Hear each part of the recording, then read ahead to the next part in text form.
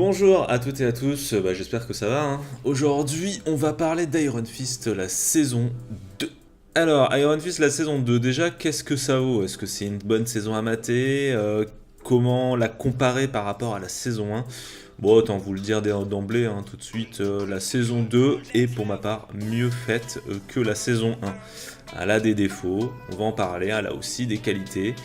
Et elle a aussi le fait que les combats sont déjà mieux chorégraphiés que la saison 1, et du coup, vu que le personnage principal, c'est un petit peu son délire, les arts martiaux, forcément, l'histoire gagne un petit peu à ce que les combats soient mieux chorégraphiés. Alors maintenant, on va parler de l'histoire. Alors, Iron Fist, c'est l'histoire d'un mec qui a du coup défoncé un dragon, hein, pour faire large, pendant qu'il était à son monastère intemporel, planqué aux yeux du reste du monde, hein, Kunlai. Et du coup, ce gars-là, en défonçant un dragon, il a acquéri un point qui brille, qui est super puissant, et il fracasse tout ce qui touche avec. Ça, c'est pour la version, si t'as pas maté la saison 1, du coup, on va dire, même si ça ne spoil aucunement la saison 1, parce que je n'ai rien parlé de la saison 1, ça t'explique un petit peu d'où vient la force, du perso grosso merdo. Alors maintenant, la saison 2, donc on retrouve ce même personnage, donc Danny Rand, qui est aussi de côté, à la base, un milliardaire, parce que c'est le fils des mecs qui ont créé Rand Enterprise. Donc ce gars-là, au final, il décide d'être déménageur. Et ouais, le mec, il veut pas profiter de sa thune. Il laisse tout à son frère de cœur, Mitchum Laward. Et lui, il vit tranquillou avec Colin, qui va devenir très intéressant comme personnage, beaucoup plus finalement que dans les comics.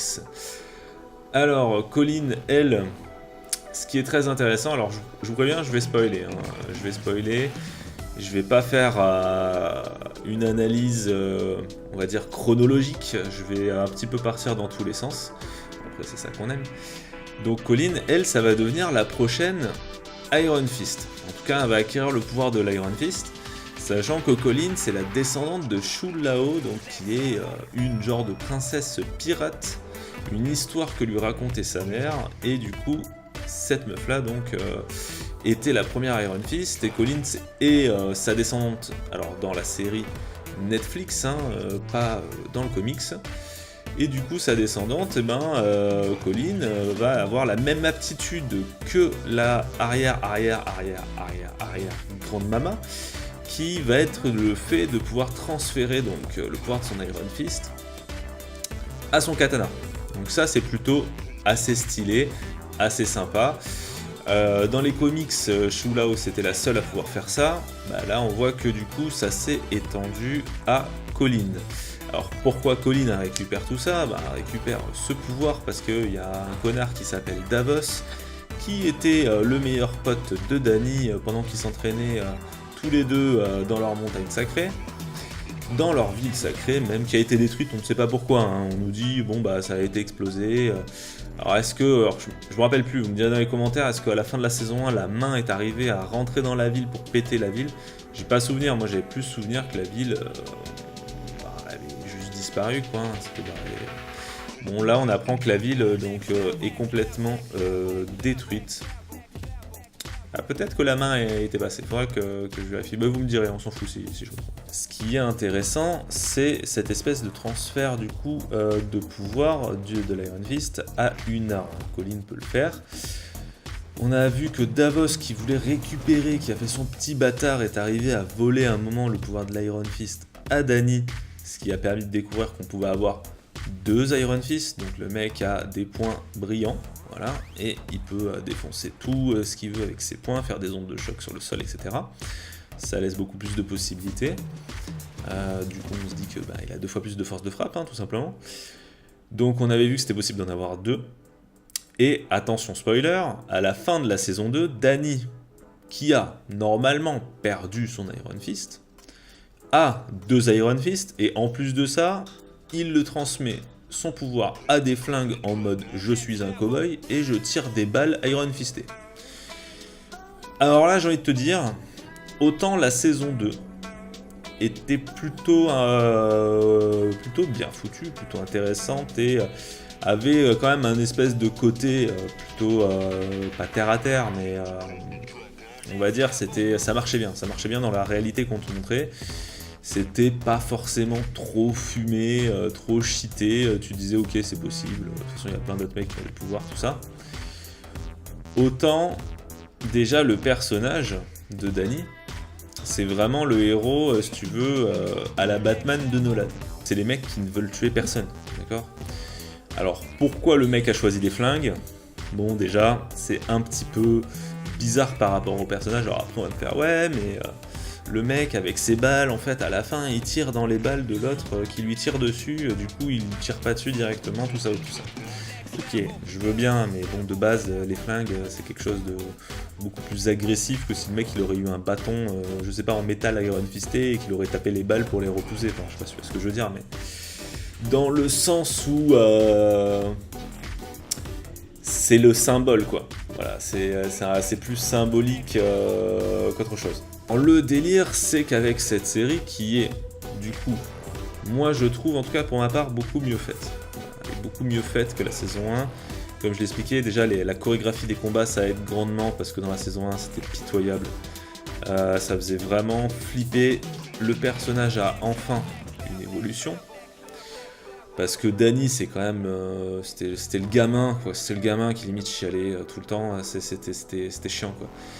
C'était le gamin trop naïf, quoi. C'était le Perceval, tu vois, des Defenders. Donc, du coup, t'en avais un petit peu marre. Fallait qu'il évolue, ce personnage, parce qu'il est dans un univers mature. Il fallait qu'il devienne un peu plus mature, lui aussi. On voit que l'expérience aussi dans Defender, où il se faisait arracher par tout le monde, même par Daredevil, où il servait à rien d'autre, et que à chaque fois, son pouvoir, une fois qu'il l'utilisait, il était claqué derrière. Là, on voit qu'il maîtrise le truc, donc son pouvoir, il peut l'invoquer à volonté, il n'y a plus de problème par rapport à ça, donc ça c'est une bonne chose déjà. Ce qui est, pour moi, les choses moins bonnes, c'est que vers le milieu, il se fait carotte son pouvoir, donc il a plus de pouvoir, il se fait péter la jambe comme une merde, donc du coup, si tu veux, le mec il peut plus rien faire, il est obligé de se faire entraîner par sa meuf, qui... certes, l'entraîne dans un style de combat différent, mais à la base, le mec, c'est quand même censé être de base le type le plus fort du monde en arts martiaux, donc il a besoin de se faire entraîner, donc là, tu comprends pas trop. Bon, pourquoi pas. Et aussi, il y a le fait que t'as Misty Knight, du coup, qui, elle, est plutôt à la base rattachée à la série, du coup, de Luke Cage, et elle arrive dès l'épisode 4, et c'est elle qui, finalement, honnêtement, fait tout le café dans toute la saison d'Iron Fist 2. Donc, dans un sens, c'est plutôt pas mal, parce que bon, le personnage est vachement mis en avant, est vachement intéressant, vachement développé. Moi, je trouve que de base, c'est le personnage le plus intéressant, de toute façon, de comment ça s'appelle, de cette série. Hein. C'est pas Iron Fist, au final, c'est Misty Knight. Hein. Donc, je trouve que c'est le personnage le plus intéressant. Alors, un prétexte qu'elle est en vacances, elle est en train de réfléchir si elle va devenir capitaine ou un truc comme ça. Bon, ça, on s'en branle un peu tous. Ce qui est assez choquant, c'est que voilà, le personnage, en fait, il n'est pas là juste pour un épisode, comme Danny a pu faire dans Luke Cage, il vient juste pour un épisode, ok, je t'aide un peu, je repars, démarre-toi. En même temps, c'est plus logique, faut pas se le cacher, s'il y a des connexions entre tous les mondes, du coup, pourquoi le personnage il se barrait au bout d'un épisode, forcément, c'est pas très logique. Mais... à trop bien développer un personnage, en fait, ça met de l'ombre sur l'autre. Donc, si vous voulez, le personnage de Danny, il en pâtit un petit peu parce que Misty fait un petit peu tout, elle est au cœur des intrigues, développe les intrigues, c'est un petit peu le caillou dans la mare, permet voilà, que les choses s'activent, quoi. Comme quand elle va voir Joy ou ce genre de choses, parce qu'elle est flic, et voilà, permet de taper le tas de merde et de voir ce qui en ressort. D'ailleurs, le personnage de Joy, je sais pas ce que vous en pensez, je trouve le personnage à chier, mais d'une force purée. C'était affreux toute cette saison de devoir se la coltiner. Elle était plus intéressante vers la fin, où on se fait un peu défoncer que au début, parce qu'au début c'est « Ah, vous avez été méchant avec moi dans la saison 1, et ben je vais me venger ». le personnage n'a pas de fond en fait. C'est trop peu de dire ouais t'as caché la mort de... T'as caché plutôt le fait que mon père était vivant et pas mort. Et du coup, vu que tu m'as caché ça, en plus c'était pour la protéger, hein, que le mec c'est un gros malade mental. Vu que tu m'as caché ça, bah, je vais m'allier avec un psychopathe qui tue des gens à main nue dans la rue. Et je vais te voler ton pouvoir et il va te casser la gueule en plus. Une personne avec qui t'as passé toute ton enfance, qui t'a cru mort, qui était contente du coup de te retrouver, avec qui tu t'es relié d'amitié, tout ça, à qui t'as essayé d'apporter des conseils, à qui t'as toujours été gentil, que t'as toujours pardonné. La meuf pense comme ça. Je trouve ça chelou. Bon, après, chacun voit le truc comme il veut, je trouve ça chelou de base. Un personnage avec un background pareil, en fait, devrait pas arriver à penser comme ça. Donc ouais, personnage de Joy vraiment chiant. C'est vraiment le personnage que t'en as marre, t'as pas envie de voir. Alors que son frère, au contraire, avec Misty, pour moi, c'est le personnage le plus intéressant. C'est vraiment le sidekick, mais dans le sens le mec qui va... C'est le chat noir. C'est le gars, il a tellement une vie de merde, si tu veux, que ça te fait rire, quoi. Il te sort des trucs, ça devient humoristique. Le gars, il est tellement à chier sa vie, il lui arrive tellement tout le temps des merdes. En plus, ça te fait mal au cœur parce que c'est le personnage qui finalement est dans le pardon, donc il essaye de tout donner pour les gens, surtout pour sa sœur, pour essayer qui se relie d'amitié. C'est plus que sa seule famille, tout ça. C'est un petit peu le Loki au final de la série, de l'ensemble des séries Marvel. Là, je trouve, c'est un petit peu le personnage qui fait le plus penser à Loki. C'est dans le sens où c'est le mec mal aimé et c'est le gars qui va sortir des petites blagues qui a toujours un petit côté un peu bâtard, mais au final, est-ce que c'est pas le plus humain? Avec les autres personnages, tu te dis, est-ce qu'ils sont pas trop parfaits tous, chacun dans leur domaine là? Est-ce qu'il est pas trop méchant? Est-ce qu'il est pas trop fou? Est-ce que Danny, il est pas trop naïf, trop gentil?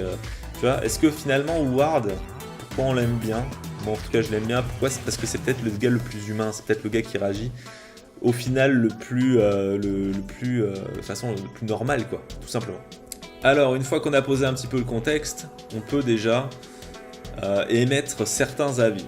On va pas forcément parler de la réal qui est plutôt bien, hein, très correcte, où c'est comme dans chacune des séries, t'as ta colorimétrie spécifique.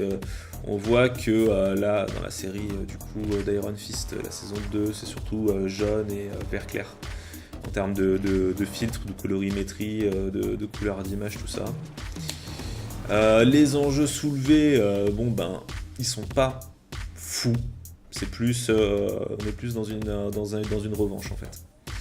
Par contre, les pouvoirs développés, les aptitudes montrées, c'est peut-être ça la force de la série. C'est de te dire qu'au final, l'Iron Fist peut se faire voler, peut dans un sens peut-être se transmettre, se partager.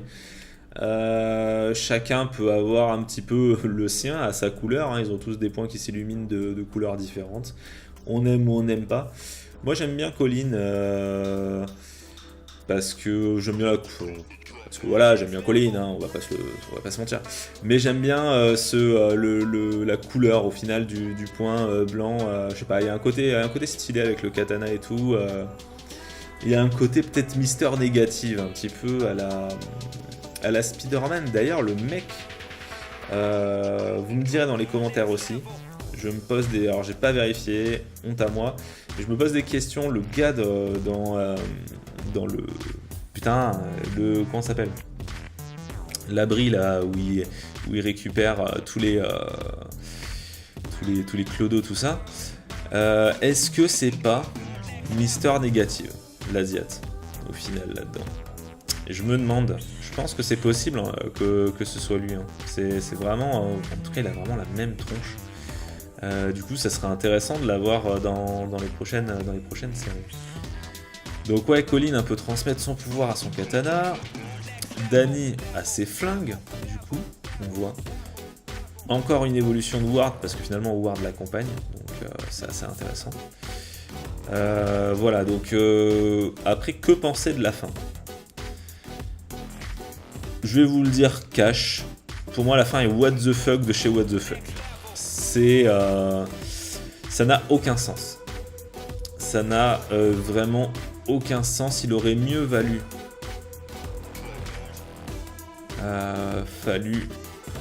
tout ce que tu veux, finir avec juste Danny qui rentre un coup de poing en Iron Fist.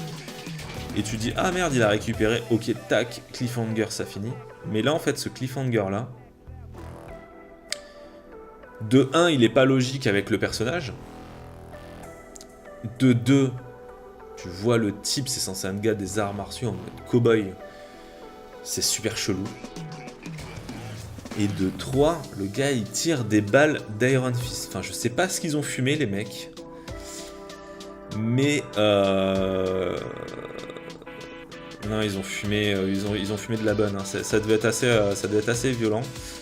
Mais ouais, je trouve la fin complètement bâclée. Enfin, je crois qu'ils ont voulu faire un gros cliffhanger, mais il était peut-être trop gros en fait. C'est ça le problème. C'est quand tu veux trop surprendre, tu surprends trop. A contrario, il y a certains personnages intéressants, ceux que j'ai parlé. Il y a aussi le personnage de Marie, hein, la psychopathe de base, la grosse bipolaire, la grosse plutôt schizophrène, qui a 2 personnalités, voire peut-être 3. Qui, de base, quand tu la vois, tu te dis « Oh putain, le personnage m'a l'air mais chelou de chez chelou, ça va être dur à mater ». Au final, c'est un personnage plutôt intéressant. L'actrice joue super bien. En plus, elle a les yeux verrons, donc du coup, c'est assez marrant. Ça augmente encore plus le côté schizophrène du personnage en termes juste... comment dire je sais pas ce que je cherche mes mots aujourd'hui. Par rapport au sens, voilà, yeux de couleurs différentes, double personnalité. Enfin, je trouvais que c'était marrant, quoi. C'était plutôt cool et bien pensé. Même si c'est pas voulu, même si c'est de la surinterprétation, au final ça rend plutôt bien, ça passe quoi, ça passe carrément bien.